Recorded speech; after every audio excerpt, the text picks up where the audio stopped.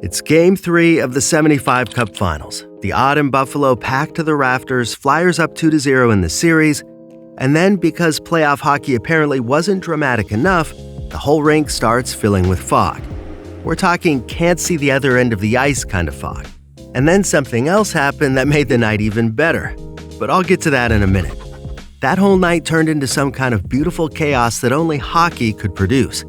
Bernie Perrott basically playing blind in net, players disappearing into the midst like some kind of hockey twilight zone, and Jim Lorentz, well, we'll get to his impromptu baseball edition in a minute.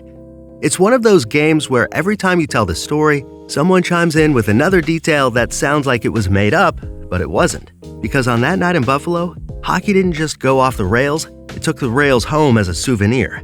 It was May 20th, 1975, middle of spring. Except Buffalo's getting hit with this ridiculous heat wave. We're talking unseasonably warm, the kind of weather that makes you question why anyone built hockey rinks in the first place. And the odd? Look, we all love those old barns, but air conditioning? In 1975? Yeah, that wasn't happening. Now, any of you who've played in one of these older rinks knows exactly what's coming. You've got this blast furnace of a night, a building packed with what feels like half of Buffalo sweating it out, and underneath all this sheet of ice just begging for trouble. It's like putting a cold beer on your coffee table on a summer day. You know exactly what's going to happen. That temperature difference between the ice and the air is just sitting there waiting to turn the whole place into some kind of hockey snow globe. By game time, you've got this perfect storm. Warm air, cold ice, no AC, and about 16,000 people packed into the building. Basically turning the odd into the world's largest sauna. If you've ever wondered what it would be like to play hockey in a cloud, well, the Flyers and Sabres were about to find out. Hey, don't forget to like and subscribe for more hockey content like this. All right, let's continue. This wasn't your typical, oh, it's a little hazy out there situation. As the game got going, this thick blanket just started rolling across the ice. And we're not talking about some theatrical smoke here. This was nature doing its thing in the most dramatic way possible. The temperature difference between that freezing sheet and the sauna up top created this perfect storm, literally turning the odd into some kind of mystical hockey cloud city. Picture trying to play professional hockey when you can barely see past your own stick. Players would enter the fog bank at one end and emerge somewhere completely different, like some kind of magic trick. And the puck? Forget about it. Half the time, nobody knew where it was until they heard it hit something or someone. And the fans? They were getting into it. You'd hear these massive cheers erupt from one section of the odd, and nobody else knew what they were cheering about because they were the only ones who could see it happen. The refs kept stopping play to try and clear it out, opening doors and trying to get some air circulation going, but it was like trying to empty the ocean with a coffee cup. Some folks in the upper bowl probably had a better view of what was happening down on the ice than the players themselves. It was beautiful chaos, pure and simple. Hockey stripped down to its most basic form, just a bunch of guys trying to put a puck in a net, even if they couldn't actually see the net.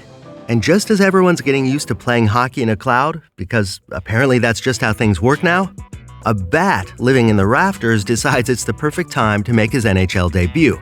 And of course, not during some random regular season game, no, during the Stanley Cup Finals, in the fog.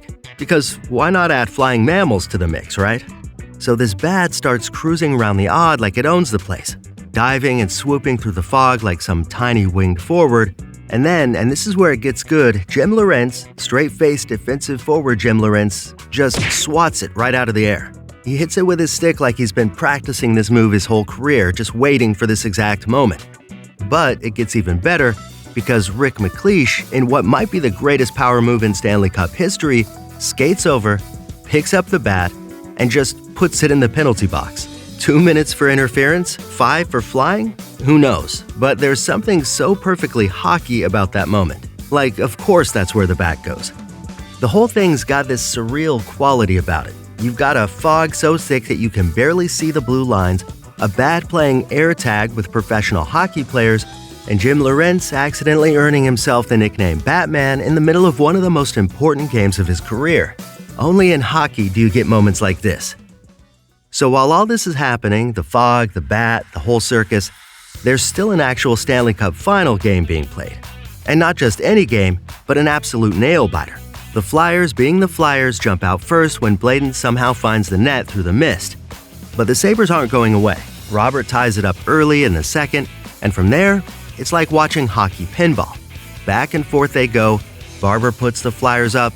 Then our friend Batman himself, Jim Lorentz, evens it up. Leach gives Philly another lead in the third, but Luce answers right back. Every time you think someone's taking control of the game, the other team emerges from the fog with yet another goal. Then we hit overtime, and the fog decides to really show off. It's getting thicker by the minute, like the building itself is trying to add to the drama. The refs are stopping play every few minutes, desperately trying to clear the air, but at this point, it's like trying to stop a snowstorm with a hairdryer. And the fans are treating it like some kind of party. Every time play stops to try and clear the fog, the whole place is buzzing with laughter and chatter. But then again, what else can you do? It's playoff hockey taken to some kind of bizarre extreme that nobody asked for, but everyone's here for anyway. The whole building's just waiting to explode, knowing that at any moment, someone's going to come out of that fog a hero, if they can just figure out where the net is. Look, we all know overtime is already intense enough without adding in supernatural conditions. But this was something else entirely. You're in the odd, you can barely see center ice, and every shot is basically a surprise party. You don't know it's coming until it's already there. And the players are looking more like ghostly apparitions than professional athletes, just appearing and disappearing in this soup of fog that's taken over the building. And then it happens. Rene Robert, emerging from the mist like some kind of hockey phantom, gets the puck somewhere in what everyone assumes is the Flyer zone. Bernie Perrott, probably the best goalie in the world at this point, is in his net, presumably. I mean, you could barely see him through the fog, but that's where he should be, so we'll assume he's there. Robert winds up, and this is the beautiful part. He just shoots right into the fog, into the unknown, and right into hockey history. The celebration was something else. You've got 16,000 people going absolutely berserk, players mobbing each other in the fog, probably grabbing the wrong teammates half the time, and this whole surreal vibe like you're watching a hockey game in heaven or something. The fans are losing their minds, partly because they've just won this incredible playoff game, but also because they've just witnessed something they know they'll never see again. It's like everyone in the building realized at the same moment that they weren't just at a hockey game, they were part of hockey folklore. You know what makes a truly legendary hockey moment? It's not just about who won or who lost. It's about those games that make you question whether what you just saw actually happened or not.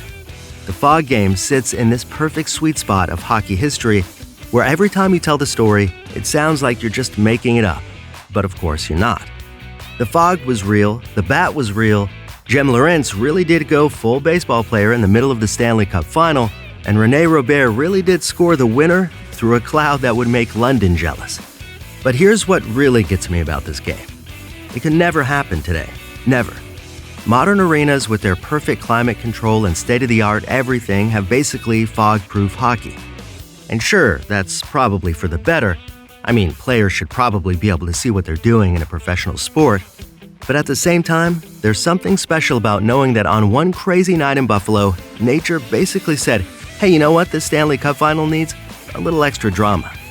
And what came out of it was this perfectly imperfect hockey game that we're still talking about decades later.